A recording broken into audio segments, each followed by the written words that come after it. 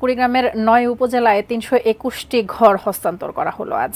এ নিয়ে কুড়িগ্রামের ৪,৯২০ পরিবারের হলো আপন ঠিকানা। নাগেশ্বরী উপজেলা চত্বর থেকে যুক্ত হব সহকর্মী ইউসুফ আলমগীরের সাথে।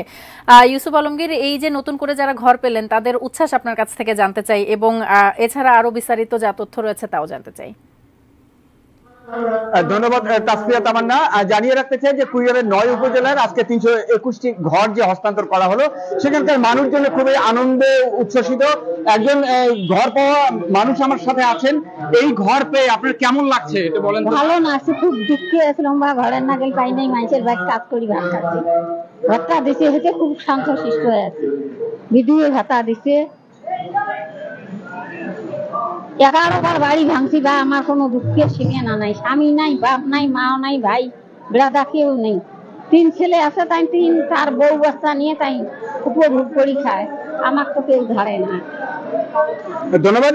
জানিয়ে রাখতে চাই যে কুড়িগ্রামের যে বিশেষ করে নদী ভাঙনের কারণে, অর্থাৎ ধরলা, ব্রহ্মপুত্র, তিস্তা, দুধকুমারের কারণে কিন্তু প্রতিনিয়ত নদী ভাঙছে এবং নদী ভাঙনের কারণে কিন্তু প্রতিনিয়ত গৃহহীন হচ্ছে মানুষজন। এবং প্রশাসন বলছেন যে এই যে পরিমাণ দেওয়া হলো তারপরেও যদি কোনো রকম মানুষ থাকে তাহলে তাদের সেই গৃহের ব্যবস্থা করা হবে। এছাড়াও বিশেষ করে বিশেষ জাতীয় অর্থাৎ হরিজন সম্প্রদায় এবং ঢুলি সম্প্রদায়কেও কিন্তু ঘর প্রদান করা হয়েছে। তাসফিয়া।